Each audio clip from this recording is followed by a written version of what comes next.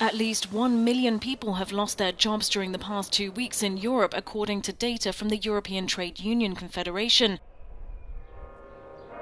The startling figure comes from reports submitted by trade unions across Europe and only includes contract workers who've applied for unemployment benefits. The true number could be double. Can you imagine what's going to happen around Easter, after Easter, if this situation is not fixed by some emergency measures? The risk is that it will be quadruplicate. I mean, it's not by chance that the ILO say that the potential job losses that could come out of this crisis is from 24 to 36 million jobs in the world. And Europe is at the moment, of course, the continent that is mostly affected by this. So large part of these losses will happen in Europe if Europe doesn't take urgent decisions how to tackle this emergency.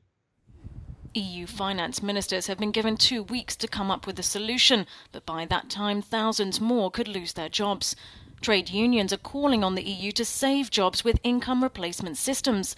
They're asking for a fund worth up to €400 billion. They argue crisis management later will come at a higher cost. The problem is that there is no money enough.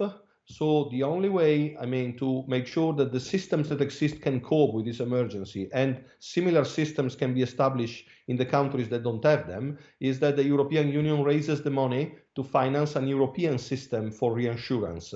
What is really needed is some kind of common debt instrument at the European level that can really create a little treasury at the European level to finance this kind of system.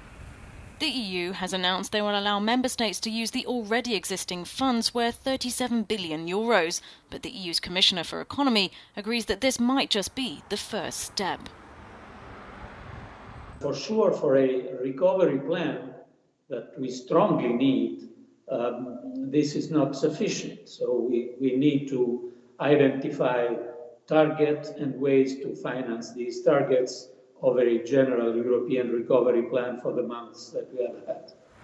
Decisions made in the next 2 weeks could have a lasting effect on those who have already lost their jobs, as well as on the long-term outlook for employment across the continent.